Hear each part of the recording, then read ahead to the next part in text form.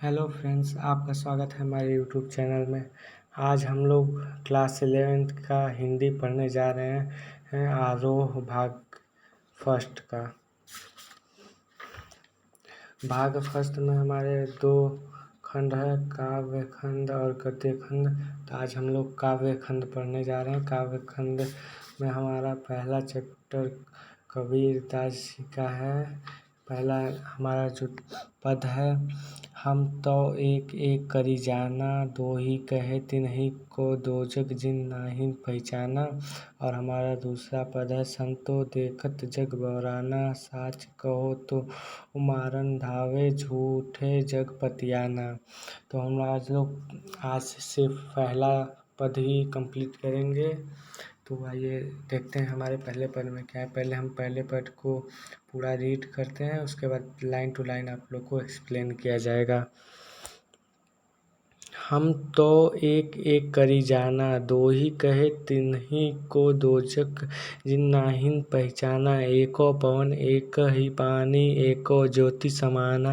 एको खाक घड़े सब बौरे, एको कोहर साना। जैसे बाड़ी काष्ठ ही काटे, अग्नि न काटे कोई। सब घटी अंतरी तू ही व्यापक, धर स्वरूपी सोई। माया देखी के जग भाना, काहे रे नर गर्भाना। निर्भय भया कुछ नहीं व्यापै, कहे कबीर दीवाना। तो आइए हम लोग पहला लाइन जानते हैं।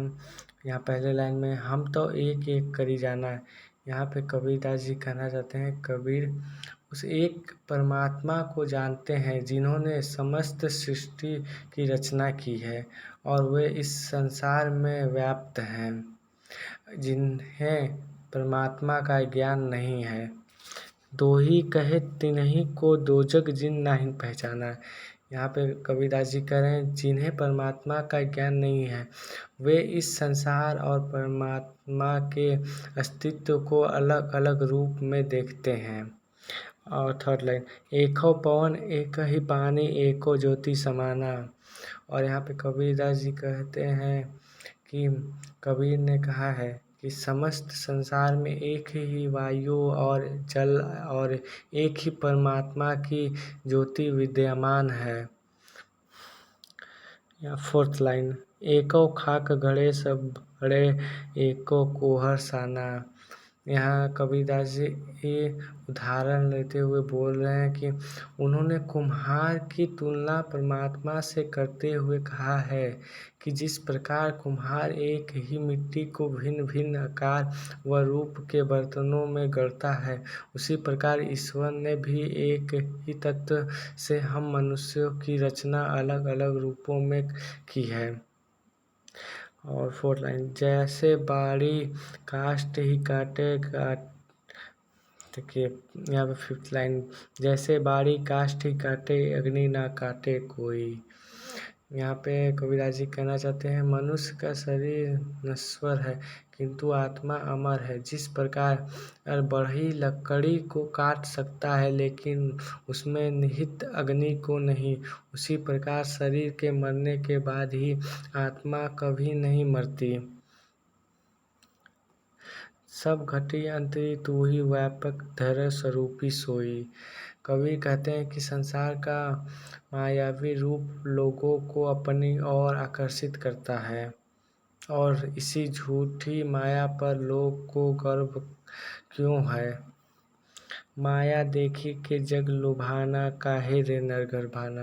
वे परमात्मा के भक्ति में दीवाना बनकर लोगों को सांसारिक मोह माया से मुक्त होने की बात कहते हैं कि हे मनुष्य, तुम क्यों माया जाल में पड़ते हो, धन ईश्वर इस सब के पीछे क्यों भागते हो, अपने इस सब माया से दूर रहो। ये यहाँ पे कबीरदास जी के कहने का अर्थ है। निर्भय भया कुछ नहीं व्यापै, कहे कबीर दीवाना। वे कहते हैं कि जो लोग इस मोह माया के बंधन से मुक्त हो जाते हैं उन्हें किसी प्रकार का भय नहीं रहता। तो हम लोग पहला पद कंप्लीट कर चुके हैं। अब अगले वीडियो में हम लोग दूसरा पद पढ़ेंगे। पहला पद आप लोग को समझ में आया कि नहीं, हमें कमेंट करके बताइएगा। चलिए दोस्तों, बाय बाय। ADDY हुस्न की रानी